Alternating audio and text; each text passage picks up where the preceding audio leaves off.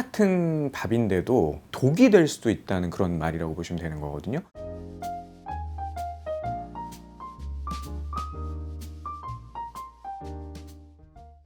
첫 번째 오해와 진실의 주인공은 쌀밥입니다. 쌀밥. 언제부터인지 모르겠는데 쌀밥이 당뇨, 비만, 또 대사질환 이런 걸 유발한다, 이런 얘기가 돌면서 일부러 쌀밥을 안 드시는 분들이 굉장히 늘어나고 있다고 보고 있어요. 그런데 이런 생각이 전부 다 오해다.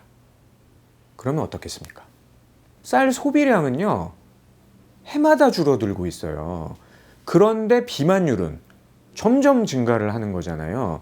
이걸 어떻게 설명하겠습니까? 다시 말하면은 대사질환이나 우리가 흔히 말하는 성인병, 이걸 일으키는 원인은 쌀밥이 아니다, 그러니까 다른 곳에 있다, 이렇게 봐야 되겠죠. 쌀밥을 한 끼에 한 210g 정도 먹으면은 건강에 오히려 좋다는 보고도 있어요. 심지어 또 어떤 얘기가 있냐면 대사질환에 예방하는 데도 도움이 된다, 이렇게 보고 있거든요. 쌀에 탄수화물만 있는 게 아니라 양질의 단백질들이 들어있는 거예요. 그러니까 혈중 콜레스테롤이나 중성지방 농도를 안정화시키는 효과, 내지는 이 쌀의 전분이라는 게 단당류보다는 좀 사슬이 긴 다당류로 구성이 되어 있거든요.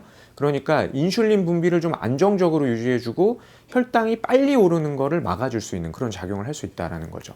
진짜 나쁜 거는요, 쌀 자체가 아니에요. 혹은 탄수화물 자체가 아니라 탄수화물이나 여러 가지 탄수화물 식품에 들어있는 단순당, 이게 안 좋은 거거든요. 그러니까 뭐 굳이 식품으로 얘기하면 밥보다는 빵이나 뭐 과자, 아이스크림, 도너츠, 이런 단맛 나는 간식을 먹는 게 더 문제다라는 거죠. 다른 장기들은 탄수화물, 단백질, 지방을 다 에너지로 쓸 수가 있는데 우리 뇌는 탄수화물인 포도당만 에너지로 쓸 수가 있어요. 탄수화물 중에서는 비교적 건강한 탄수화물에 속하는 적당한 쌀밥을 먹는 게 여러 질병 관리나 뇌 관리를 위해서도 꼭 필요하다라는 거죠.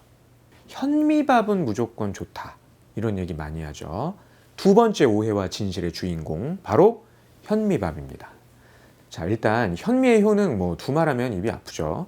백미에 비해서 당지수도 낮아서 혈당을 낮춰주는 효과, 내지는 힌지 실험을 했더니 현미에 함유된 여러 가지 성분이 항암 효과가 있다, 이런 연구 결과도 많아요. 그런데 그러면 현미밥이라는 게 무조건 건강에 좋을까?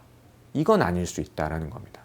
현미밥을 드셔보신 분들은 다 경험을 해보셨을 텐데 까끌까끌하죠. 씹기 불편하고, 그러니까 이가 좀 불편한 분들, 제대로 씹고 삼키기가 어려운 구조예요. 또 한 가지가 현미에 이렇게 식이섬유가 많거든요. 이걸 또 소화기관에서 제대로 분해를 못하면 가스 차고 소화불량 생기고 복부팽만 생기고 이런 증상들을 유발할 수가 있는 거죠. 그러니까 일단 현미밥이라는 것은 소화 기능이 좀 떨어져 있는 사람들, 혹은 이가 좀 안 좋고 씹기가 좀 어려운 분들, 이런 분들에게는 일종의 어느 의미에서는 독이다, 이렇게 볼 수도 있는 거죠. 마지막 오해와 진실의 주인공, 바로 잡곡밥입니다. 잡곡밥. 잡곡밥은요, 다양한 영양분을 섭취할 수 있잖아요. 일단 몸에 좋죠. 특히 당뇨, 고혈압, 대사질환, 여러 가지 질병들을 가진 분들은 잡곡밥을 드시면은 몸에 대체로 좋다, 이렇게 봐야 됩니다. 실제로 어떤 보고도 있냐면 중증 심혈관 질환 환자들 통곡물 식단을 하도록 한 거예요. 그랬더니 평균 혈압이 8% 감소되고 심장질환 사망률이 30%나 낮아졌다. 이런 보고도 있어요. 그런데 내가 만약 통풍 환자다, 요산이 높고 통풍에 가지고 있는 그런 환자다, 그러면은 잡곡밥을 먹을 때 꼭 확인해야 할 잡곡이 있어요. 바로 귀리가 있는지 없는지 유무거든요. 귀리의 유무.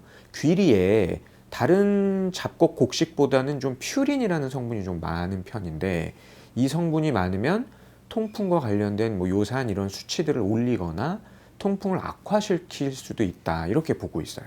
오해하지는 마세요. 그러니까 퓨린을 조심하라는 것이고, 귀리에 퓨린이 있으니까 통풍과 관련된 질환이 있는 분들이 조심하라는 거지, 물론 귀리 자체는 좋은 식품입니다. 하지만 어떤 분들에게는 좀 생각할 여지가 있다라는 거죠. 또 한 가지, 신장 질환을 갖고 계신 분들도 주의가 좀 필요해요. 일단 잡곡밥에는요, 일반 쌀밥보다는 미네랄이 좀 많이 들어있겠죠. 특히 그런데 이제 신장에 문제가 있는 분들은 미네랄 성분 중에서도 뭐 이런 성분들을 배출하거나 조절하기가 어려워져요. 예, 그러니까 신장 질환이 있다고 뭐 잡곡밥을 드시지 말아야 된다 이것까지는 아니지만, 반대로 또 건강 관리를 위해서 콩팥이 안 좋은 분들도 무턱대고 잡곡밥을 먹어야 된다 이렇게 생각하는 것은 좋은 생각이 아니다라는 거죠. 밥이요, 식탁 위에 오르기까지 손을 88번 거치고 올라온다라는 말이 있어요. 그만큼 밥이 너무너무 귀한 음식이라는 거죠. 이 귀한 밥을 꼭 내 몸에 맞게 잘 챙겨 드셔서 백세 건강 누리시길 바라겠습니다. 지금까지 그분들과 여러분들의 주치의 이기호였습니다.